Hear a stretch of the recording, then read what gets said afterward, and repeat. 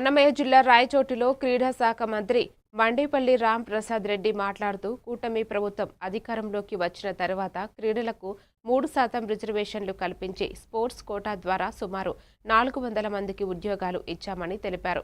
DSC నియామకాల్లో sports కోటాపై YCP చేస్తున్న విమర్శలు అర్హత రహితమని మండిపడ్డారు. క్రీడల ఎంపికల్లో పారదర్శకత పాటించామని, అభ్యర్థులకు అన్యాయం జరిగిందని భావిస్తే న్యాయ పోరాటం చేయవచ్చని సూచించారు.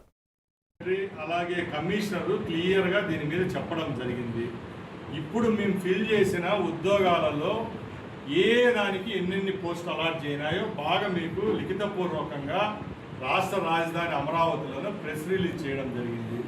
నేను ప్రతిపక్షాలకు ఒకటే అడుగుతున్నా, మీరు పోరాటం కాదు, దీనికి న్యాయ పోరాటం చేసే హక్కు లేదు సార్. దాని గురించి నిన్న జరిగిన మీటింగ్లో కూడా మా ప్రిన్సిపల్ సెక్రటరీ, మా కమిషన్ క్లియర్గా చెప్పారు. మామూలుగా గేమ్ అనే దాంట్లో, కార్డ్స్ అనే దాంట్లో కూడా దాంట్లో ఒక బ్రెయిన్కి సంబంధించి చెస్ సెట్లో కార్డ్స్ అనేది కూడా బ్రెయిన్కి సంబంధించింది.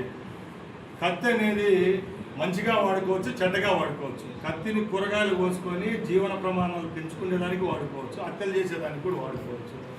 దీన్ని ప్యాకాట్ అనేదాన్ని ఒక మంచి కారణంగా ఐక్యూ పెంచే జాబ్గా, ఐక్యూ పెంచే గేమ్గా మేము చూసామే తప్పగా ఎక్కడ గోవాలోనో లేకపోతే అంతర్జాతీయంగా జరిగే కొన్ని లాస్